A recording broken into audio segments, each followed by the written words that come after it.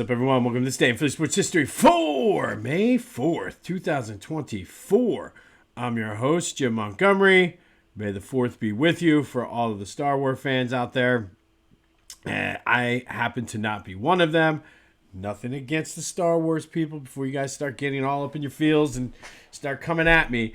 Just not kind of my thing. And I feel like there's really two types of people who... you're either a Star Wars person or you're not. I don't really feel like there's any in between. But let me know. I know people have said, oh, you're missing out. And it's just, I've tried. It's just not my thing. But let me know. Are you a Star Wars person or are you not? But it is May 4th. So may the 4th be with you. There, I've done my part. But let me know. Are you a Star Wars person or are you not?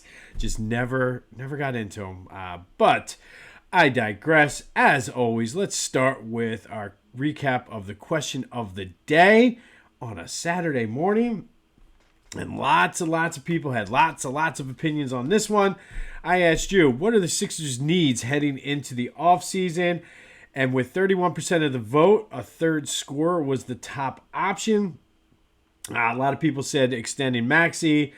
There were some votes for backup center. I had a couple write-in votes for trade Joel. Most of them were coming from non-Sixers fans, but that's okay.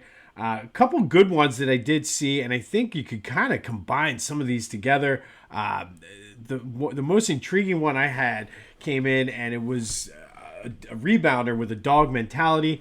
I don't think that would hurt, and I think that's definitely probably fresh on everyone's mind because of the Knicks series. But if you get a dog mentality rebounder who could also score, that wouldn't be bad. And then grab a shooter with a backup center. Lots of options. And I did have one person say they need a new city and or fan base. I am assuming that was either a Knicks fan or a Cowboys fan. I'm going to go with the latter because I know who did it. So it was a Cowboy fan. So typical. But I guess being that we are the Cowboys of the NBA, that was very fitting. Thank you, as always, for participating in the question of the day. And sticking with the Sixers, there will be another question of the day regarding the Sixers here in a couple minutes. But let's stick with the Sixers for now. And I guess we'll start with the funny. The Tobias Harris people, like they were playing the Celebration song by Kool and the Gang on WIP's afternoon show yesterday. I saw a meme that basically said management, so you're really just going to clock into work today and not do any work, and then showed a picture of Tobias Harris.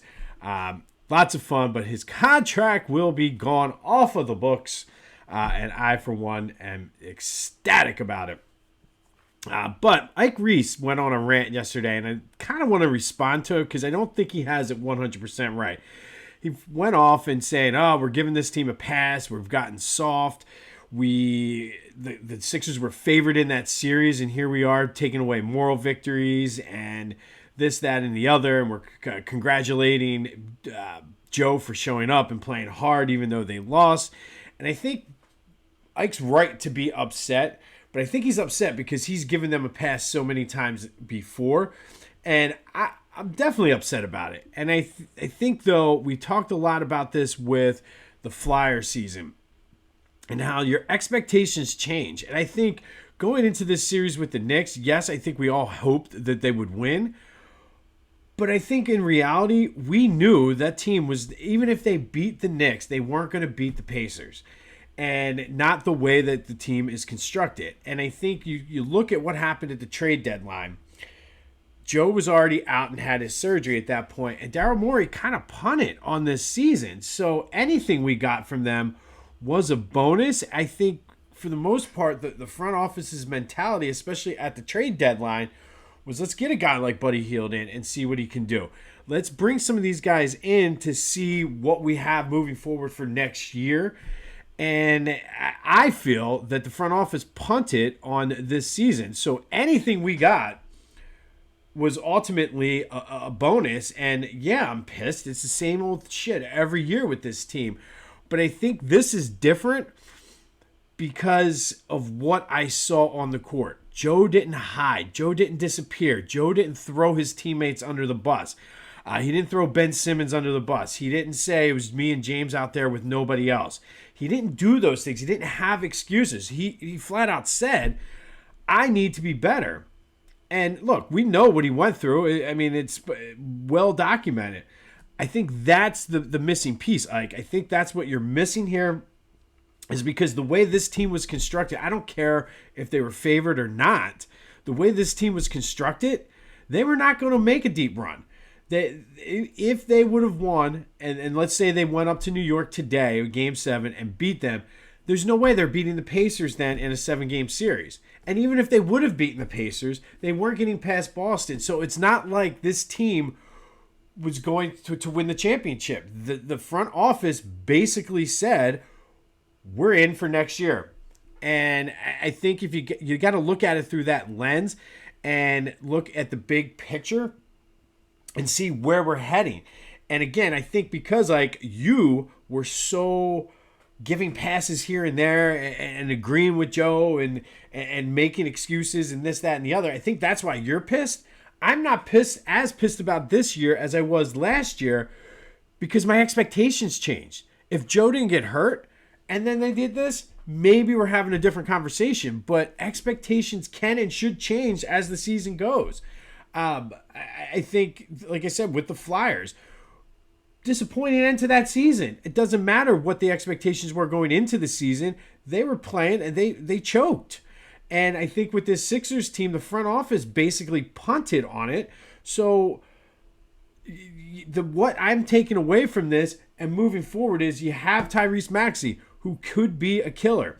That you have Joe, who was able to overcome whatever demons he had and his playoff shortcomings and really put it all on the line and really see and not mope and get the big picture on what he needs to do as a leader. So it's not that we're giving the Sixers a pass and taking moral victories because, yeah, I'm upset that the Sixers lost. However, looking into the grand scheme of things, the future is bright. Now, that leads us into today's question of the day, because early on, they're looking at Paul George and Jimmy Butler are guys that I'm seeing old guys. And that's what scares me about bringing in these older guys. I do think you only have a small window. You have maybe Joe's only really under contract, and I think he has a player option for the third year for 2 more years. So you really have like a finite window. So I don't know what they're going to do with these contracts and who they're going to be able to attract. But like a Paul George and a Jimmy Butler, I mean, 5 years ago, I would be ecstatic about this. Now I'm like, they're both like mid-30s. Like, I don't know. I'm hearing Brandon Ingram. I wouldn't mind that, but I believe he's under contract, so it would require a trade. So the question of the day is, what is your confidence level in Daryl Morey in the front office to get something done and build a championship team? 267-495-8531 get you in on the Back to the Future voice and text line. How we feeling about Daryl Morey and the Sixers front office building this team? You got a high, medium, or no confidence at all that they're going to do the right thing? 267-495-8531 get you in. I'm in the middle. I think I don't know. Like it can be done.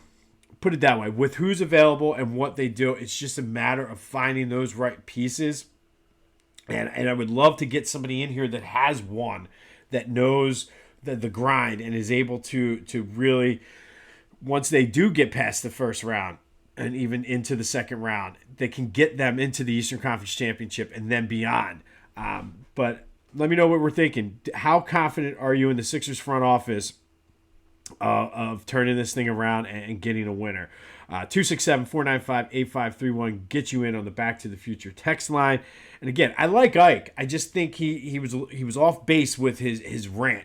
And I think he's displacing his anger either at himself or the Sixers or whatever onto Sixers fans. Because as somebody who was rocking the Sixers starters jacket back when Clarence Weatherspoon and Sharon Wright were the best players on the team, trust me when I say I'm pissed. I don't want them to lose, but my expectations were not maybe as high as yours for this team. And truthfully, the front office did not necessarily have as high as expectations maybe as you did. So there's my little rebuttal to that. But let me know how your confidence level for the Sixers front office of building a team for next year. Check out my boys over at the Clashing Conferences podcast. It's annoying. Topher's already, but I mean, he brings up some good points. But go check them out wherever you get your podcasts, as well as on YouTube. Be sure to hit me up on social media. Jimbo_Mont on Twitter and TikTok, at Philly Jimbo on Instagram. Subscribe to the YouTube channel, Jimbo_Mont.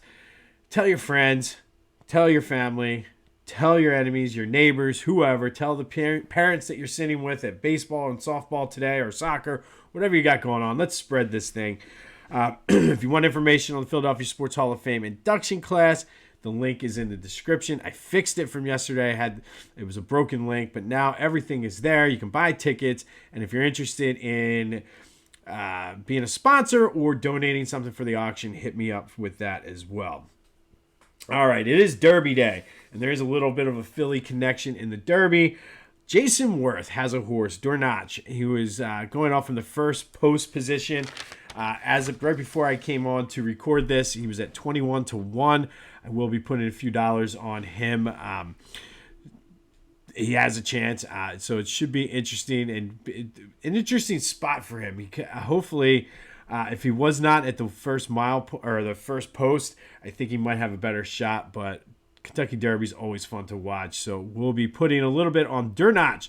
Jason Worth is one of the owners of this horse, so if you're looking for a little bit of a longer shot to bet on today, Dornach is. And I honestly, it's been so long. I used to really be into horse racing. It's been so long. I'm not. Do so at your own peril. We'll put it that way. I'm not an official bet, not telling you to do this, but I will be putting a couple bucks on it myself. All right, the Phillies keep on rolling. 4-3 win over the Giants yesterday. Alec Boehm extended his hitting streak excuse me, to 16 games. And now this is the second time in a row now the Phillies have won a game where their starters have not been sharp. Usually this is one of those games where they would fall apart. But this is back-to-back games where Wheeler and Nola were not necessarily their typical selves, and the Phillies were still able to win. Nola only went 4 innings, had like 4 walks in 1 inning. Like, it was just a bad outing, and the Phillies were still able to win.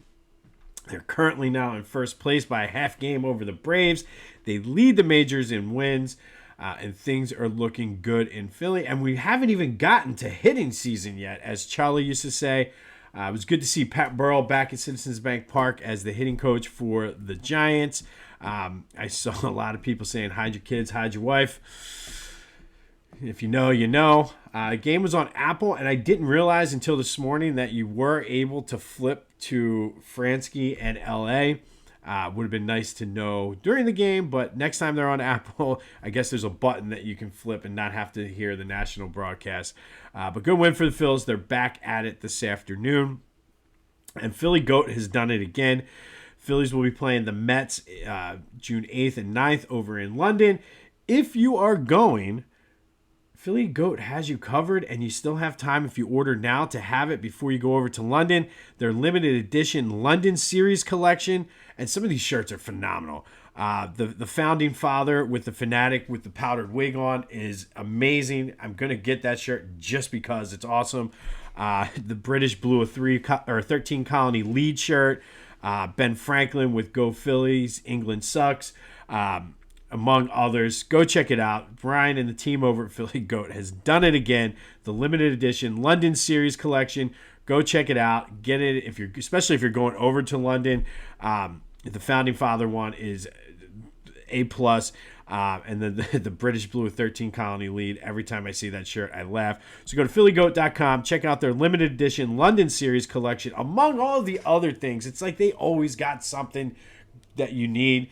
You can see I'm wearing my Fly shirt today for the Eagles. But go to Philly Goat, use the promo code Jim Montgomery, all one word, for 10% off of your order. phillygoat.com, promo code Jim Montgomery for 10% off. Helps me out, helps us grow this thing. So go buy a shirt. Even if you're not going to London, go buy a shirt. It's limited edition. All right, I have my Fly stuff, my Eagles. There's not much coming out of rookie camp, you don't really expect much because they're just kind of working out and doing things. But a couple of takeaways. Cooper DeJean lined up all over. He said different spots in the secondary. And I think that was like the key to this draft for me was the guys they brought in were very versatile and able to do just multiple positions. And with the new kickoff rules, they have a lot of guys they can put back there and maybe even get creative with some returning. So versatility, but Cooper DeJean lining up all over the field was the big story and big takeaway. I like the fact that A.J. Brown and Jordan Mailata were also there, kind of helping the guys get along. I will say, and this is not, I don't want to turn this into a knock, bash Jalen Hurts. Would like to see the quarterback there, and I get it. Maybe to a certain point you don't want him there as a distraction, but kudos for A.J. Brown and Jordan Mailata for being there and helping out. Excuse me, I think today's the last day for camp, so hopefully we can get some updates and see how guys looked for tomorrow. Union in action tonight down in D.C. to take on D.C. United. Should be a good matchup. Both of these teams are right there bunched together in the standings, and kind of a rivalry game for them too. So hopefully they can get back on track after suffering their first loss last week. All right, today we're going to go back to 2004. And on this day in 2004, the Flyers beat the Maple Leafs 3-2 in overtime in Game 6 of the Eastern Conference semifinals. Flyers ended up winning that series 4-2 and advancing to the Eastern Conference Finals versus Tampa Bay. But in this game, Jeremy Roenick scored his second goal in overtime to clinch the series for the Flyers. And the goal came after a wild series in overtime. I very much remember this. But Darcy Tucker pretty much leveled Sami Kapanen, took him off his feet. It was just a ridiculous hit, borderline dirty. Kapanen was struggling to get up and get to the bench. He would get up, he'd fall, and he was crawling. Meanwhile, play continued. The Maple Leafs had the puck down in the Flyers zone. Roenick was helping Kapanen, pulled him into the bench, got on the ice. Next thing you know, within 40 seconds, he's going down the ice to score the game winner, just seconds after helping Kapanen off. So basically, the Flyers were on a penalty kill. Roenick came in and scored the game winner 40 seconds later. Flyers move on. This was Roenick's fourth overtime playoff goal in his career. Flyers, unfortunately, would lose to Tampa Bay in 7 games, but that was one hell of a series. Tampa Bay ended up winning the Stanley Cup that year. Very, very exciting playoff run. And just looking, if you want to look at the hit, just Google Darcy Tucker's hit on Sami Kapanen.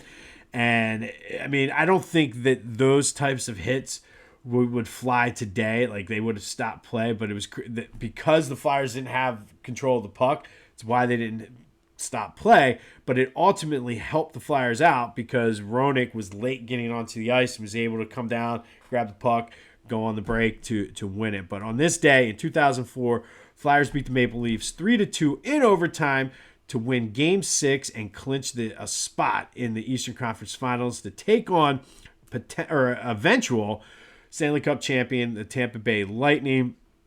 It was JR's fourth overtime playoff goal. And Sami Kapanen, even after the game, walking back to the locker room during handshakes, looked a little woozy. But that happened on this day in 2004. Finally today, it's time for It's a Family Affair. All right, it's Saturday. I figured I'd sing a little bit. It's a family affair. Anyway, it's a family affair. This is our segment for May. And today we're going to look at Tony Gwynn Jr. Obviously, we know who his father is. Tony Gwynn is the best hitter ever, in my opinion. My buddy Scott I think he subscribes to a guy on Twitter that basically all he puts out is ridiculous Tony Gwynn stats.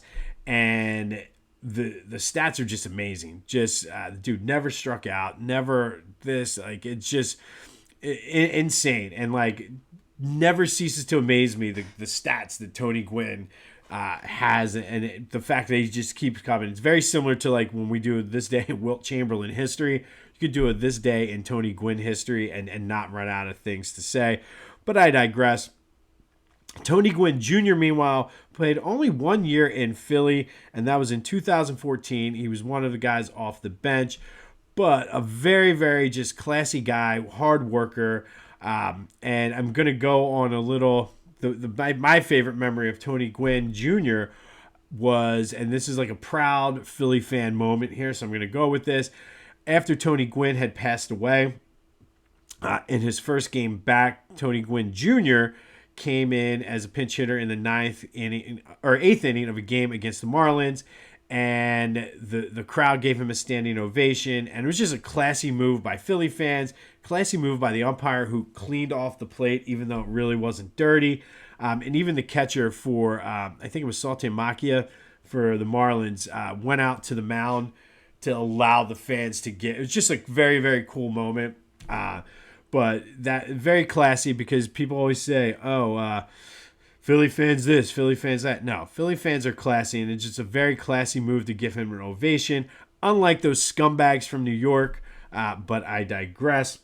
He did ground out in that at bat, but this ended up being his last big league season last big league season. He retired, and then I think he's into broadcasting now or front office. I forget what he's doing now. But the family affair does not stop there. It's not just Tony Gwynn Sr. and Tony Gwynn Jr. Tony Gwynn's brother, Chris Gwynn, was a major leaguer, had a pretty long career. Not quite as good as Tony, but still up there. His sister also, Tony Gwynn Jr.'s sister, is Anisha Nicole, who is an R&B, hip-hop, pop singer. So lots of talent to go around in their family. But today's It's a Family Affair. Tony Gwynn Jr. played one season for the Phillies, but we all know his famous dad, Tony Gwynn Sr., the best hitter to ever play Major League Baseball. And if there's somebody better, call on the Back to the Future voice and text line and let me know who is better than Tony Gwynn. And I doubt you're going to be able to find anyone who's better. On this day in 2004, the Flyers beat the Maple Leafs 3-2 to move on to the Eastern Conference Finals when Jeremy Roenick scored a goal in overtime to give the Flyers the 3-2 win. Phillies in action, Union in action. Looking forward to it. Buy your limited edition London Series shirts from Philly Goat. We'll have more on the Eagles mini camp. Be sure, let me know, how confident are you in the Sixers front office of getting this thing right? 267-495-8531. Get you in on the Back to the Future text line. It's going to be a dreary, chilly, just miserable weekend. So hopefully you're listening. Catch up on some past episodes. Spread the word. And may the 4th be with you. Let me know about the Star Wars thing. I feel like you're either into Star Wars or you're not. I don't feel like there's any in between.